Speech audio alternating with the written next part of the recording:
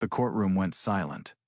The moment the judge signaled for Caleb Mercer to stand, that simple motion changed the entire temperature of the room. The HOA president sat rigid in the front row, his confidence collapsing before anyone even heard the ruling. For more than a year, the board had treated Caleb like a nuisance, a man they expected to tire out, disappear, and surrender the land his family had owned since 1978. Instead, they had spent $5 million building a clubhouse, pool complex, and event center on property that never belonged to them, not beside it, not nearby, directly on it. By the time the case reached its final moment, the impossible had already happened. The building was complete, the money was gone, and the man they had dismissed was standing in the one place where their polished explanations no longer mattered. What made the situation even more unbelievable was how ordinary the land had looked before the conflict began.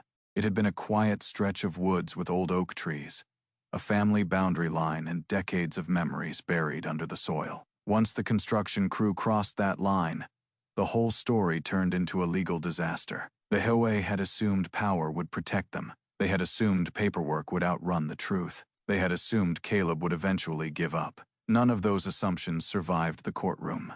Caleb Mercer had never pictured himself as a man who would end up in a legal war with a homeowners association. He lived simply, worked with his hands, and kept his world small on purpose. The 5-acre strip his grandfather Walter bought in 1978 was one of the last places in Caleb's life that still felt untouched by noise, trends, and committee decisions. Walter had purchased the land when the area was mostly trees, gravel roads, and open sky. Over the years, that same quiet property became surrounded by a gated HOA neighborhood that expanded in neat, expensive rings until Caleb's family land sat like a stubborn island in the middle of all that polished development. He never built on it. He never needed to. He liked the shade of the oak trees, the soft quiet in the mornings, and the feeling that his family had managed to keep something real while everything around it was turning into landscaping plans and marketing brochures. After Walter passed the land to Caleb through his mother, the property became more than an inheritance. It became a record of who had held their ground and who had not. Every few years, the HOA reached out with a new offer to buy it. The numbers got bigger, the language got friendlier, and the pressure got more polished. Caleb always refused. The land was not a bargaining chip to him. It was memory, family, and proof that ownership still meant something. For a long time, the neighborhood accepted that answer and kept moving forward around him. Caleb noticed the survey crews that occasionally appeared near the edge of the trees. He noticed the HOA newsletters that kept talking about future expansion. He noticed the tone of the board becoming more aggressive over time. None of it felt dangerous yet. It felt like the usual friction that comes from living near people who care too much about appearances. Then, one Tuesday morning, the friction became a trespass.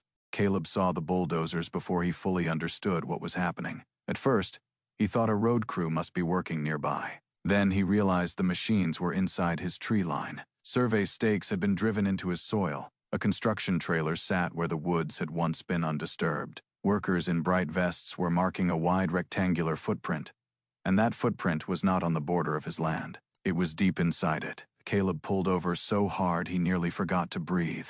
The sight made no sense. Trees had already been cut.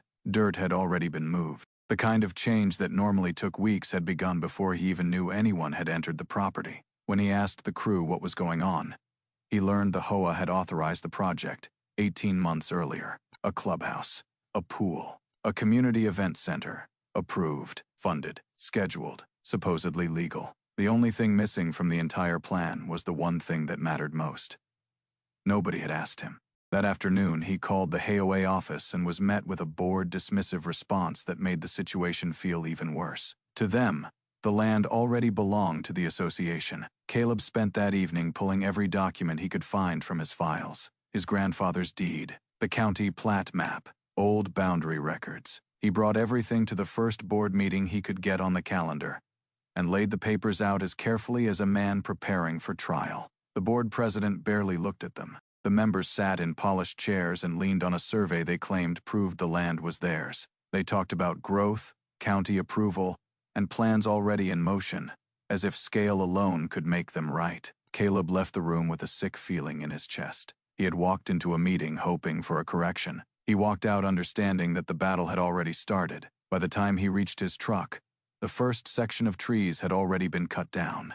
Once the HOA realized Caleb was not going to quietly disappear, the pressure intensified. Construction moved faster. Concrete was poured. Steel framing rose. Trucks came and went from dawn until dark, filling the air with noise, dust, and the constant reminder that someone else thought they had permission to reshape his family's land. The neighborhood newsletter began hinting that delays were being caused by an unreasonable owner. His mailbox started arriving late. Anonymous complaints appeared about grass height, fence upkeep, and property condition, even when the complaints clearly had nothing to do with reality and everything to do with making him look difficult. Then the tactics turned personal. A note was left on his truck telling him to let the matter go. A code violation was filed over a patch of grass that still looked harmless. Neighbors who used to wave now looked away. The HOA had managed to recast the story so that Caleb was the obstacle, and they were the victims. Caleb could feel the pressure working on the edges of daily life. The way public embarrassment tries to wear a person down before the facts ever reach a judge. He hired a private surveyor with money he could barely spare, and the report came back with devastating clarity. The clubhouse footprint was not close to his property line. It was inside it. Nearly the entire planned structure sat on land his family had owned for decades. He sent the report to the HOA and received a cold legal reply that tried to bury the truth beneath procedure and confidence. The board kept building anyway. That is when his lawyer, Emily Hart, found the detail that made the case dangerous for the HOA. Their own survey had been measured from the wrong monument, one bad reference point, one flawed assumption, nearly 60 feet of error. 60 feet was enough to swallow the entire clubhouse footprint. 60 feet was enough to turn a confident construction plan into a $5 million mistake. Once that error was confirmed, the dispute stopped looking like a misunderstanding and started looking like a disaster waiting to be exposed. The HOA should have stopped there. Instead, they tried to buy Caleb off. The first settlement offer was small enough to feel insulting, almost like they expected him to fold just because the number was written on legal letterhead. Caleb refused. Then the board came back with a larger offer and a gag clause attached, as if silence could be purchased more cheaply than accountability. Caleb refused again. At that point, the offer itself became proof that they knew how badly they had miscalculated. The clubhouse kept rising while the legal fight sharpened. Glass went in, stonework was added. The pool deck took shape. The building began to look too finished, too expensive, and too permanent for anyone to admit it might be sitting on the wrong land. The HOA's insurance company started to panic. The board tried delay tactics, paperwork tangles, and every polished excuse they could manage, but the evidence kept lining up against them. Emily Hart filed suit for trespass, unjust enrichment, and unlawful construction on private property. She did not need theatrics. She had a deed from 1978, a modern survey, county records, and the HOA's own flawed map. Together, they told a story no marketing campaign or board vote could erase. The case moved toward trial, and suddenly the HOA understood that the building they had treated like a triumph was becoming a liability with walls, windows, and a roof. At that point, there was no graceful escape. There was only the question of who would stand in front of a judge and watch the truth become public.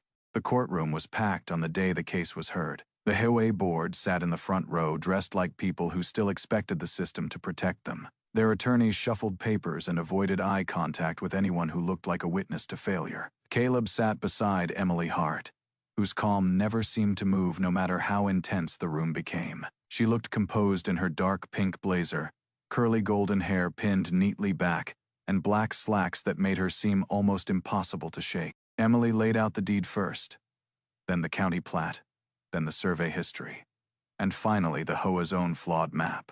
The judge followed every line carefully. The mistake became impossible to ignore once the wrong monument was identified. The boundary had shifted. The clubhouse footprint had crossed over. What the HOA had treated as a simple technical issue turned out to be the one thing that destroyed their defense. The pressure in the room built with every page. The board president seemed to shrink with each new fact. Then the judge turned toward Caleb and signaled for him to stand. The moment felt larger than the room itself. Caleb rose slowly, every eye in the courtroom fixed on him. It was not just a gesture. It was recognition. He was no longer the man they had been trying to outweight. He was the property owner the evidence had confirmed all along. When the ruling finally came down, It was devastating for the HOA. The land belonged to Caleb. The structure on it belonged to him as well. $5 million had been spent building a clubhouse on private property, and the court was not willing to pretend the mistake had never happened. The room stayed silent, long after the ruling settled in. The board president looked as though the floor had disappeared under him. Caleb did not celebrate. He simply stayed standing, because for the first time in more than a year, standing still meant winning.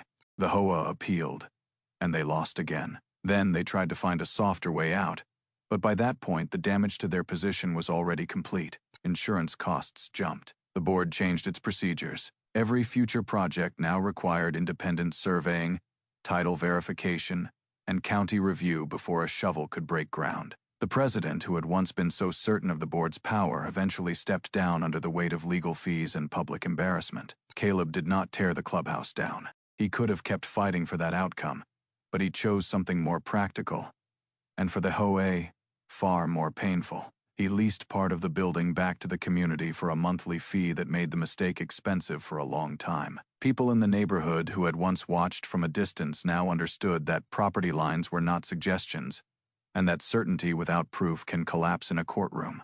The quiet man they had expected to fold became the reason the entire community became more careful about every boundary it crossed. Caleb still carried grief for the old oak trees. That part never fully healed. Some losses cannot be measured in court orders or market value. But he also gained something he had not had before: respect, clarity, and the knowledge that patience is not weakness when it is paired with proof. Every time he drove past the clubhouse, he remembered the morning the bulldozers arrived, the dismissive confidence of the board, and the exact second the courtroom changed. The building still stood, but now it stood as a warning. And if an HOA spent $5 million building on your land, would you wait for the truth to be discovered? Or would you force it into the open before the damage got that far?